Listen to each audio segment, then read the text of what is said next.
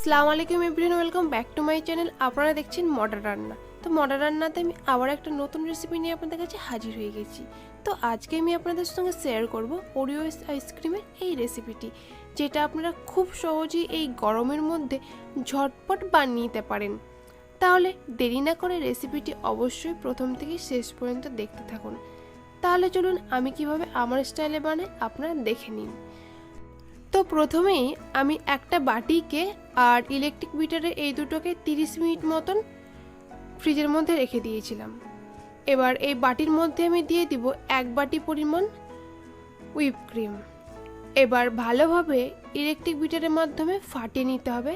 এই ক্রিমটাকে কেকের যেরকম ক্রিম হয় ঠিক সেই রকম ক্রিমে ট্রান্সফার করে নিতে হবে। প্রথমেই ইলেকট্রিক বিটারের স্পিডটা একদম কম রাখবেন, আর আস্তে আস্তে ইলেকট্রিক বিটারের স্পিডটা বাড়াতে থাকবেন। দেখবেন ক্রিমটা খুব সহজেই তৈরি হয়ে যাবে।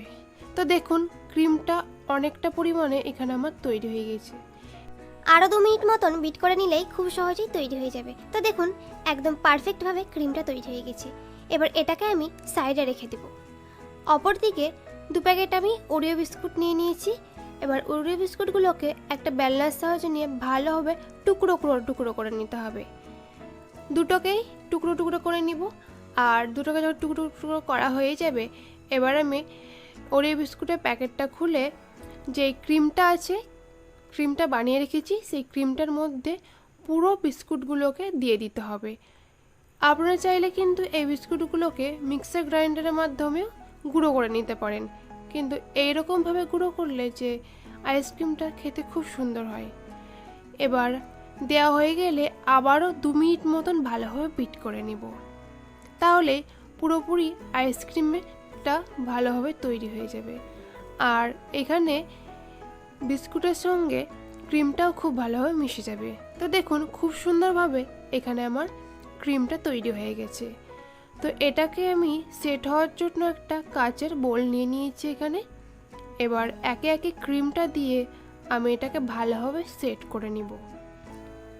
এটাকে আমি প্রায় 8 থেকে 9 ঘন্টা মতন ডিপ ফ্রিজে রেখে দিব।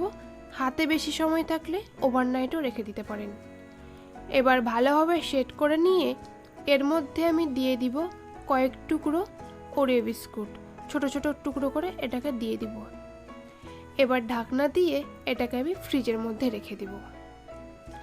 তাহলে আমার রেডি হয়ে যাবে ওরিও আইসক্রিম।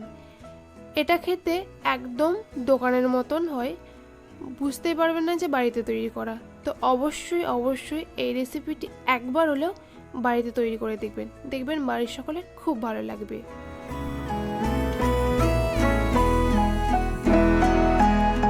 তো আইসক্রিমটা আমি পুরো 8 থেকে 9 ঘন্টা পর ফ্রিজ থেকে বার করে নিয়েছি।